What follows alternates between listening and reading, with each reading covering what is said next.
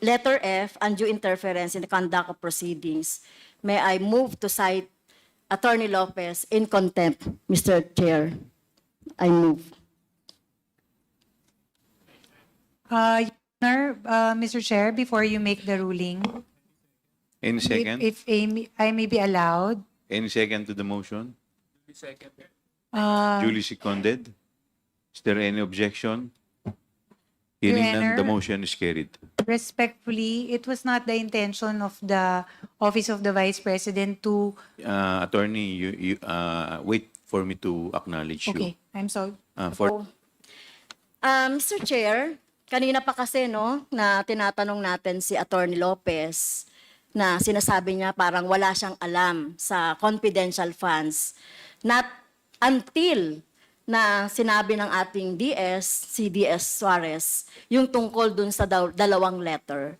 Na ang ibig sabihin, meron siyang alam kahit papaano dito sa confidential funds. Pero kung di pa binrought out itong letter na to, na talagang kayo yung nakapirma dito, ay talagang mukhang pangangatawanan ninyo, no, na wala talaga kayong alam. Tama ba yung impression ko?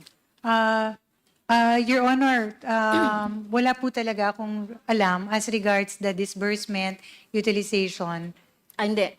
Hindi yun. Yung the whole, yung confidential funds. Kasi parang sinasabi mo kanina na labas ka doon sa confidential funds. Kasi from budgeting, kasi tinanong ko nung last meeting, si Mr. Tendo, Rabago, napag-usapan naman talaga ito, no, yung 125, na pagre-request, no, nung 125. So may alam ka doon. Siguro ma'am, for the record, Mr. Chair, Your Honor, Mr. Chair. yes, Oo. please continue, Ayun lang Attorney po yung Lopez. point of clarification. Ang point of clarification is that I am aware that in the budget of the OVP, meron po tayong confidential funds. Ang wala lang po akong direct or personal information is as regards the utilization, disbursement of Well, the set fund. I respect your Yun po your yung- answer to that. May clarification. Pero Oo. you respect me also na hindi ako naniniwala. I understand, Your Honor. So naniniwala ka ba na yung confidential fund is a public fund? It is not private. Yes, Your Honor. Okay. So lahat po ng public fund, according to the law, ay ino-audit yan. At tinitignan kung saan ginamit at dapat alam din ng bayan, ng taong bayan, saan niya napunta. Yes, Your Tama. Honor. Oo. Kaya walang confidential na nga, pino-confidential pa natin, no, yung paggasta nito. At sinasabi natin, kaya gusto natin baguhin yun kung magtutuloy pa rin yung confidential fund, hindi lang dapat speaker, hindi lang dapat Senate President, hindi lang dapat agency ang nakakaalam nitong utilization ng confidential funds. At doon tayo nang gagaling, mabago yung mga no. But of course, ang position namin, i-abolish yan. Okay, Mr. Speaker, dahil dito sa sulat na to, Mr. Speaker, Mr. Chair, sinasabi kasi dito sa sulat na ito na tama ba request lang sa COA na wag pagbigyan yung aming request for the subpoena? It was really just a request directed to the Commission on Audit, Your Honor. Pero Mr. Chair, on the second paragraph nung kanyang letter, yung letter po ni Attorney Lopez, nakalagay dito, no, we are of the position that the subject subpoena should not be complied with for the following reasons. Ayun, na-explain mo na yon. Ano po bang ibig sabihin ng should not? Are you commanding? Are you demanding the COA na wag sumunod doon sa subpoena duces tecum? If Your Honor, Mr. Chair, Please continue, Attorney Lopez. yes, if you read the entirety of the letter, it is really a respectful request sa Commission on Audit. We are not demanding them or instructing them. It is really a respectful request if you read in the Well, entirety. Yes, oo. Pero pag should kasi parang demanding na yon, commanding na yon para sa akin, no? And Okay? yes, and Okay, may I so also kung- add, Yes, kung hindi ito demanding,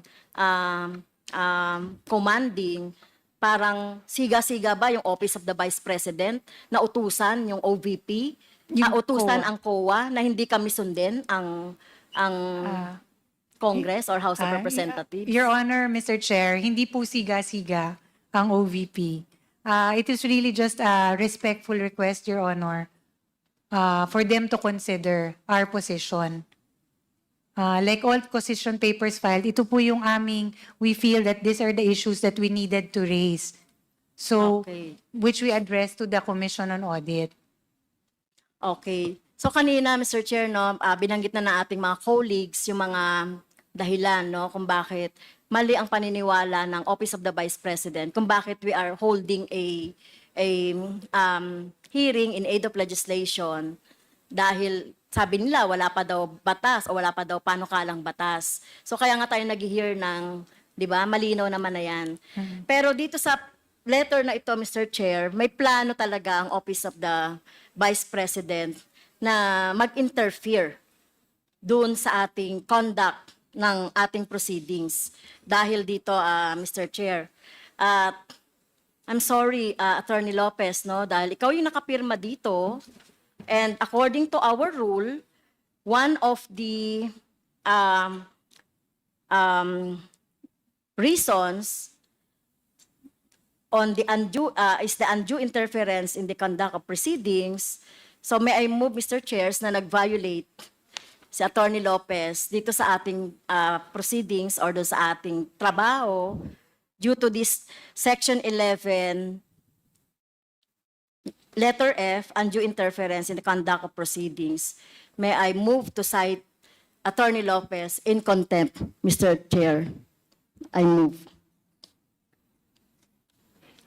Your Honor, Mr. Chair, before you make the ruling, Any second? if I may be allowed, Any second to the motion? uh, Duly seconded? Is there any objection? Your Hearing none, the Honor. motion is carried. respectfully, it was not the intention of the Office of the Vice President to, Attorney, you wait for me to acknowledge you. okay, I'm sorry. For that, Apologize, Your Honor. I move for 1 minute suspension.